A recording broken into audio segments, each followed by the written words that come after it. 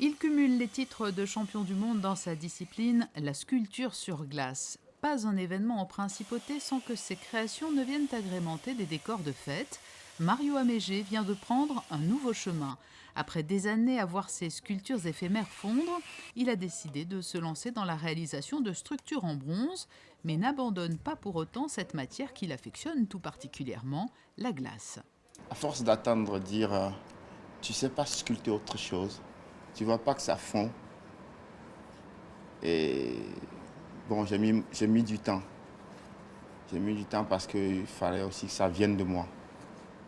Et avec la rencontre de mon nounours, Mathéo, eh bien, j'y suis arrivé. Vous aviez au fond de vous cette frustration de voir vos créations disparaître? Non, pas du tout, ça ne disparaît pas. Comme l'a aussi bien dit Saint-Exupéry, l'essentiel est invisible. Donc on l'a toujours dans le cœur. Et pour cette nouvelle orientation dans sa vie, Mario est épaulé par un sculpteur renommé, Matteo Mornard.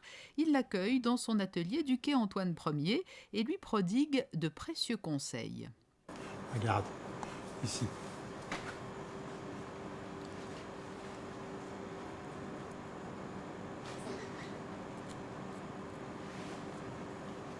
Hein?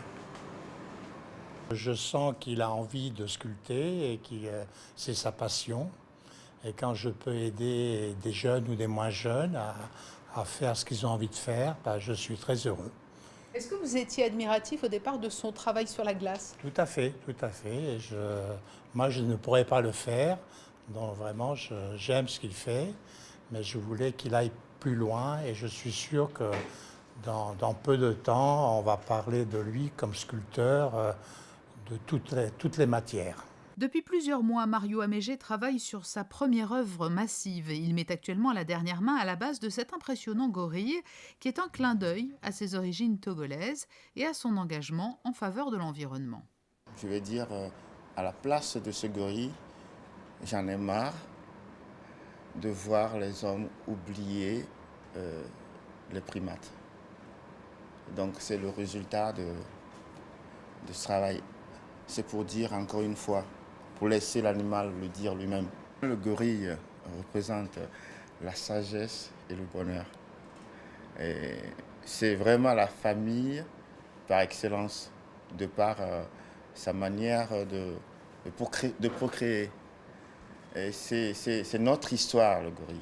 Viendra ensuite l'étape de la réalisation du moule, puis de la matérialisation de l'œuvre en bronze. Mario Améger sera alors arrivé au terme de ce premier challenge qui marquera aussi officiellement le début de sa nouvelle vie de sculpteur sur toutes les matières.